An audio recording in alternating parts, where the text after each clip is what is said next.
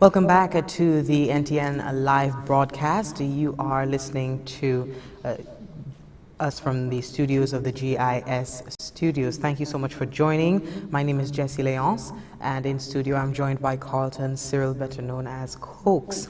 If you missed our last live broadcast this morning, just an announcement. Today is the last day of the 24-hour curfew, the national shutdown. Bakeries can make deliveries, supermarkets, food suppliers, other retailers like mini-marts and small community shops and gas stations, they are stocking up today. Distributors are busy out there stocking up these business places, preparing for tomorrow, when the nation reopens at 5 a.m. under a reduced curfew. More information on that between 5 a.m. and 7 p.m. on Tuesday, Wednesday, Thursday, and Saturday this week. The country will reopen on a scaled-down basis, with just essential service entities being opened. Of course, the country will be closed on Good Friday and Easter Sunday. The holidays will be observed. From 7 p.m. on evenings to 5 a.m. this week, a 10-hour curfew will be in effect. Joining us on the phone lines right now is Mr. Martin Dorville, the Managing Director of Massy Stores Saint Lucia Limited.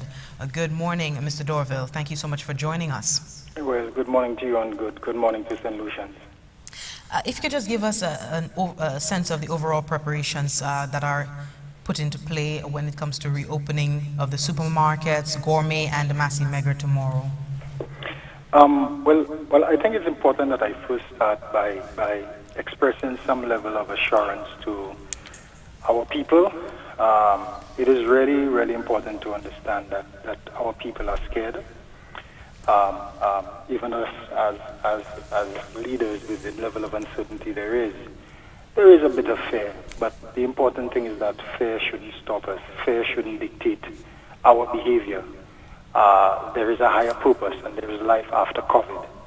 So I really want to give as great a level of assurance as I can that we do have sufficient supplies of food.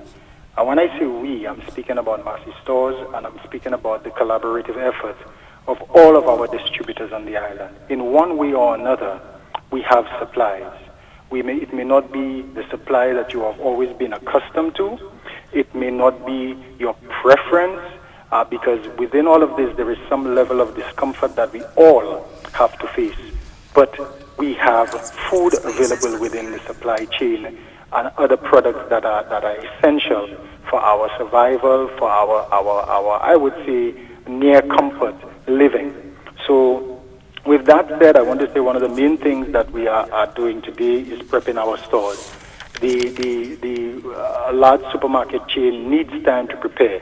We have only 1 day, so you can imagine us trying to put all those things in place while adhering to the protocols related to social distancing, because our staff and ourselves, we need to practice all of the protocols that are currently in place.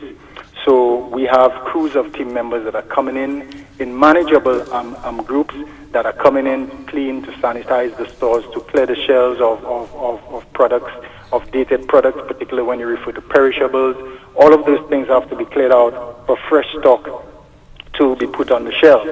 We also have containers that are currently being cleared from the port as we speak, and those products have to be received into the system, have to be priced, have to be put out, have to be picked by the warehouse, sent to the stores. So there are many different things happening, and unfortunately it is happening all at once within a very short space of time. But this is what we do. This is our calling. This is our purpose. This is what we're doing, so that as a business we can honor the purpose that we are there for, which is to feed our population, which is to feed our people. And I can say that this is how most of our distributors and retailers feel. I know that our distributors have been excellent. I have never seen such a massive collaborative effort among persons who have been competitors, among persons who have, we are taking care of ourselves. We are taking care of you, and that's the first assurance that I want. But a lot is happening right now so that we can be ready for tomorrow. Can you speak on, well, the Madam CMO, Dr. Sharon Belmar-George, she listed shopping measures that retailers should enforce during business hours within and outside the stores. Can you speak to some of the measures that Massy stores will be taking from tomorrow? Well, you would note that Massy stores has been well ahead of the game in terms of the protocols that we, without any coercion or any mandate, Massy stores has been well ahead of the game. In fact, if you look at the trend in some of the international stores, we have been well ahead of even the international players. And so the protocols that have been established by the CMO are nothing that are new to us. And in fact, we have gone before that, except a couple. I mean, in fact, one in particular, and that is the whole concept of wearing a mask. This is critical. This is critical so that you can protect yourself from me and I can protect myself from you. And with the help of the public, we would like to enforce this. We would like to make sure that if you want entry into the supermarket, that you wear a mask. It could be a bandana, it could be something self-made, but what it does, it prevents a distribution of what you call a heavy viral load for droplets and so forth. So this is the role that most of us can play. The social distancing in the stores, the markers are already there. And I want to say that kudos to our customers. We have been adhering. They have been adhering. And in-store in particular, we went through a learning curve on the outside of the store, but I am optimistic that we are going to be able to do that with the help of the police. And we have been given some assurance that the police will be providing support, not in a punitive way, but in a way so that people can recognize that we need to maintain some level of law and order.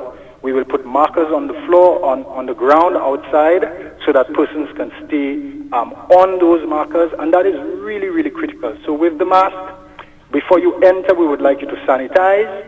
So we're either going to have the sanitizing equipment available there, or you're going to be given a drop of hand sanitizer so you can sanitize. The trolleys will be sanitized.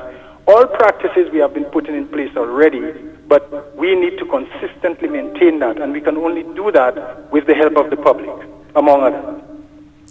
Can you go over the opening and closing hours during the 10-hour curfew this week? Will the elderly be accommodated early in the morning as previously maintained? And also, can you speak on the closure? Because I understand there were persons who came in just before the national shutdown last week, and they were not allowed to come in well into the 5 p.m. cutoff point.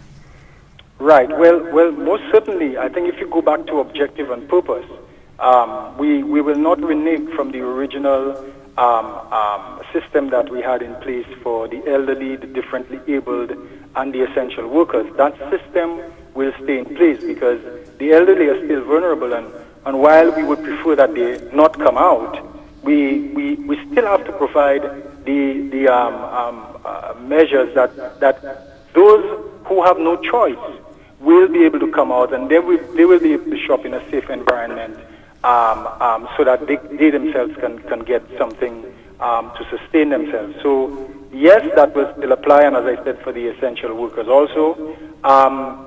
As it relates to the last day of the announcement and the fact that we had to cut off, you would note that there has to be a cutoff.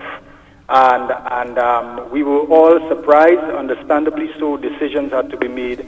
But understanding the retail system, in order for us to have been able to service customers and still fall within the curfew period so that we are not in breach, we definitely had to have a cutoff point on the line outside, which was actually pretty extensive. As I said, it is not a period where we will have the same comfort that we had throughout. But unfortunately, this is what had to happen in order for us to honor the very curfew that was established. Again, I understand that our people are afraid. We all are. But how we do this, how we execute by way of our behavior, is going to be the legacy that we write to tell our children we came through this, and we came through this as the best in the Caribbean. right? And this, we have to set the example for others to follow, to call and say, how did you do this? And we can say, this is how we did it. We have a good model in place. We're going to be communicating with customers. We're going to be directing you as to what to do. And we just need you to be able to absorb it, listen, absorb it, and execute by way of the appropriate behavior. I am optimistic, as I said. I have tremendous faith in the human spirit, and we all want the same thing, and we will be there to guide each other.